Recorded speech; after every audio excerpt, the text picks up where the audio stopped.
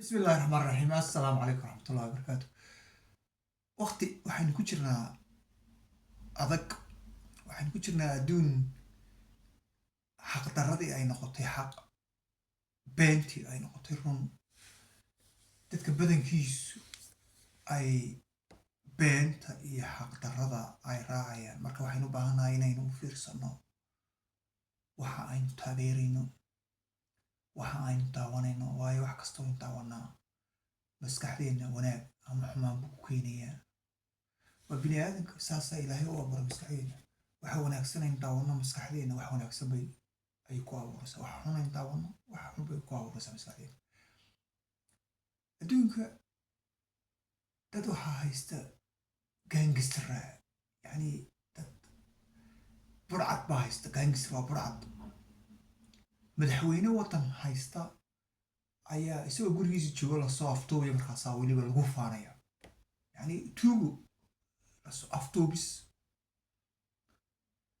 markaasaa lagu faanaya markaasi wadamada kalena sacabka u garaacaya halkay odhan laha wareera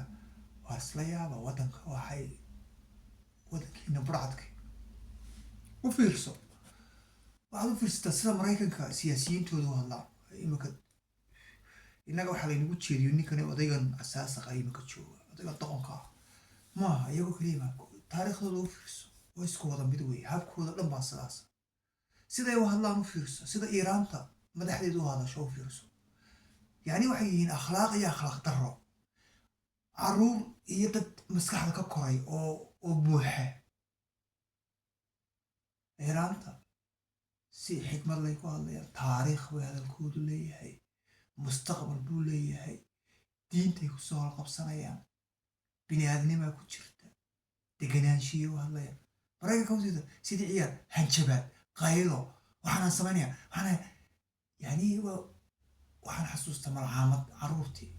hadday taasi ay kugu filayn ingiriiska u fiirso arbacada golahooda sare baarlamaanka waxaa u taqaanaa ciyaal malcaamad waa dadka waddanka xukuma waa dadka jaamacadaha ka wanaagsan ka soo baxay waa dadkii ugu fiicnaay bulshada soo saartay malcaamad qur-aan baad moodaa soomaaliya ama somalilan ku taalo marka waxaynu u baahannahay inaan u fiirsano wax inaan su-aal isweydiino war waxaan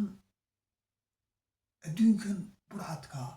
dadka haysta hadalkooda ee qiimeyntooda lagu faanayo burcad la hubeeyey lagu faanayo idaacada been sheegay b b c da waxaan ku qabtay waxaan baadhayay inta gooree b b c du sheegtay labadii sano ugu dambeeyey gumaad ku dhacayay b b c du ay sheegtay beenta